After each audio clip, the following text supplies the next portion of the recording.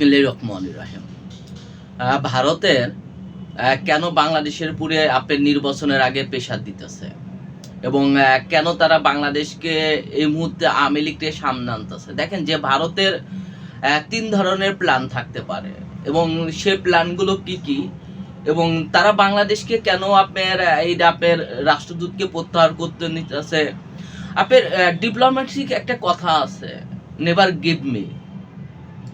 আপনার একটা জিনিস লক্ষ্য করুন যে আওয়ামী লীগ কেন সামনে আনতেছে এবং ভারত কেন এই টাইমে আওয়ামী লীগ, কারণ এখানে মোট কথা হলো যে অন্তর্বর্তী সরকারের যে উপদেষ্টারা আছে, অনেকে ভাবছিল যে অন্তর্বর্তী সরকার বাংলাদেশের যে 17 বছর যে শাসন, এই শাসনগুলো পরিবর্তন করবে, দুর্নীতি রাহাজানি লুটপাট মুক্ত করবে। কিন্তু একটা জিনিস দেখুন যে অন্তর্বর্তী সরকারকে নিয়ে যে আশা করছিল সারা বাংলাদেশের মানুষ, যা এইটা আপনার, কিন্তু সেই আশা আপনার দিনের দিনে আপনার ক্ষুণ্ণ করছে। কিভাবে ক্ষুণ্ণ করছে? আপনি একটা জিনিস দেখুন যে 2008 সালে মঈনুদ্দিন ফখরুদ্দিন সরকারের আমলে এই দেশের রাঘব বোয়াল থেকে শুরু করে চোর বাটপার দুর্নীতিবাজ তারা সবাই গর্তের মধ্যে লুকে গেছিল। কিন্তু এই অন্তর্বর্তী সরকার সময় অনেকে ভাবছিল যে তার চাইতে অনেক কিছু বেশি হবে এবং সে হলো অপরাধ নির্মূল করবে, দুর্নীতি দুঃশাসন এবং সুশাসন নাগরিক পরিবর্তন করবে। কিন্তু দেখা যাচ্ছে আপনি একটা জিনিস দেখুন যে মিডিয়ার কথাই বলুন যে অন্তর্বর্তী সরকার এই যে যাদেরকে মিডিয়ার মাধ্যমে আপনার পুরস্কার করতেছে, আপনার সংস্কৃতি মন্ত্রণালয়, গোয়েন্দা সংস্থা পৃথিবীর ভারত বলেন, আমেরিকা বলেন, রাশিয়া বলেন, চীন বলেন, যে সমস্ত গোয়েন্দা সংস্থা কাজ করে বেশিরভাগ ক্ষেত্রে সংস্কৃতি সাম্রাজ্যবাদী, এই সংস্কৃতি সাম্রাজ্যবাদী, এই সংস্কৃতি সাম্রাজ্যবাদী দিয়ে একজন গোয়েন্দা সংস্থা তাদের দেশে কিভাবে প্রভাব বিস্তার করে। আমরা যদি এই আমেরিকা গোয়েন্দা সাবেক প্রধানের কথাই বলে, আর্টসো তার বই লিখছিল যে পৃথিবীটা যেমন রেল লাইন এবং তার দিয়ে ঘেরা, মানুষের ভিতরে তার এবং রেল লাইনের মতন ঘেরা, এবং এই রেল লাইন এবং তারকে কিভাবে সমঝোস্ত হয়ে একটা দেশে তার প্রভাব বিস্তার করে। আপনি একটা এইটা ভাবুন যে শেখ হাসিনা পালা যাওয়ার পরে অনেকে ভাবছিল যে অন্তর্বর্তী সরকার সেই রাঘব বোয়ালদের তুলে আনবে, যে সমস্ত রাঘব বোয়ালরা গত 17 বছর লুটপাট দুর্নীতি এর মাধ্যমে হাজার হাজার কোটি টাকা লুটপাট করছে, তাদেরকে অন্তর্বর্তী সরকার তুলে আনবে। কিন্তু দেখা গেল যে অন্তর্বর্তী সরকার এখানে ব্যর্থ। আপনার কেন ব্যর্থ? কারণ অন্তর্বর্তী সরকারের যে সমস্ত উপদেষ্টা আছে তারা নিজেরাই লুটপাট করতেছে। তারা যখনই অনেকে এমনভাবে লুটপাট করতেছে, তারা অন্যজনের লুটপাট যে ধরবে বা অন্যজনের লুটপাট বাহির করবে, এটা আপনার ইম্পসিবল হয়ে যাচ্ছে। ইম্পসিবলের কেন হচ্ছে?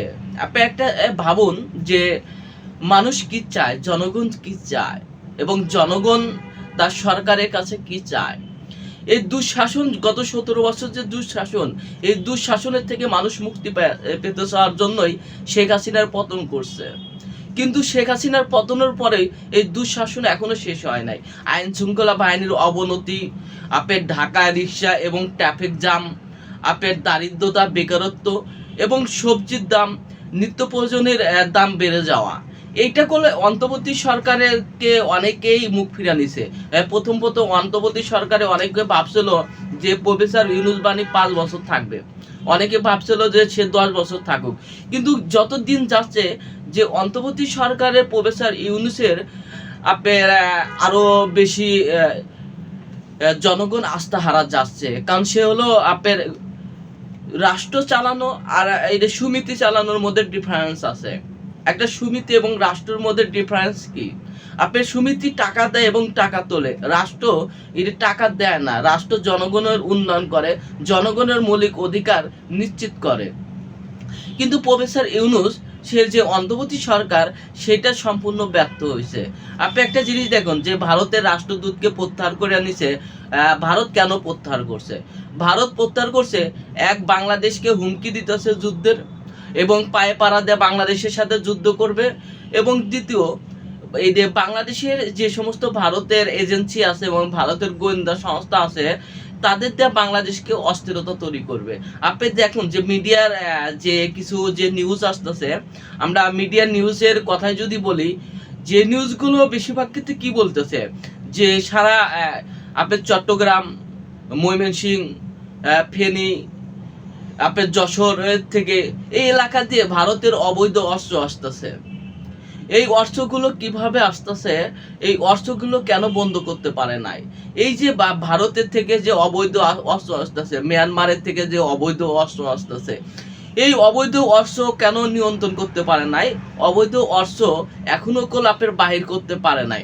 এই যে সরকারের যে ব্যর্থতা, আইন শৃঙ্খলা বাহিনীর ব্যর্থতা, যে অন্তর্বর্তী সরকারের প্রথম কাজ ছিল হলো আইন শৃঙ্খলা বাহিনীকে রক্ষা করা এবং আইন শৃঙ্খলা বাহিনীকে ঢেলে সাজানো।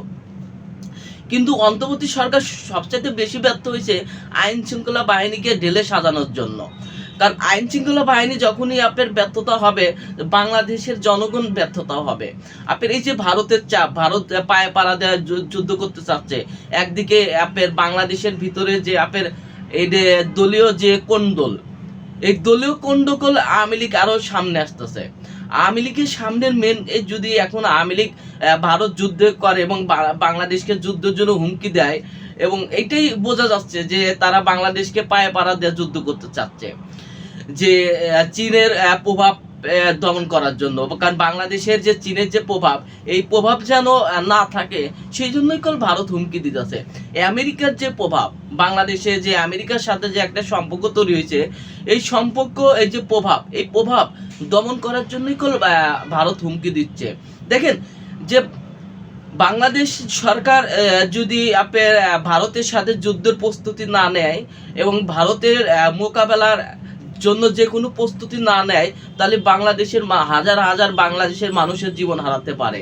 কারণ বাংলাদেশকে টিকে থাকতে হলে অবশ্যই ভারতের সাথে যুদ্ধের প্রস্তুতি নিতে হবে এবং ভারতের যে কোনো অগ্রাসন মোকাবেলা করার জন্য বাংলাদেশ সেনাবাহিনী, নৌবাহিনী, বিমান বাহিনীকে প্রস্তুত দিতে হবে। এবং ভারত যদি আক্রমণ করে, ভারতকে পাল্টা আক্রমণ করার জন্য প্রস্তুত নিতে হবে। ভারতে যদি পাল্টা আক্রমণ না করা যায়, তাহলে ভারত আরো সুযোগ পাওয়া যাবে। সেজন্য ভারতে অবশ্যই ভারতের উপরে পাল্টা আক্রমণ করা হবে। যে ভারত যদি এক জায়গায় আক্রমণ করে, ভারতের 5 জায়গায় আক্রমণ করতে হবে, তাহলে ভারতই করে। নাহলে বাংলাদেশকে এই শহীদ প্রেসিডেন্ট জিয়া রহমানকে যেমন হত্যা করছে, এইরকম প্রেসিডেন্টকে একের পর এক হত্যা করবে। তখন বাংলাদেশের যে এই যে সুস্থ রাজনীতিক, এই সুস্থ রাজনীতিক আর থাকবে না। সবাই ভালো থাকুন। আসসালামু আলাইকুম।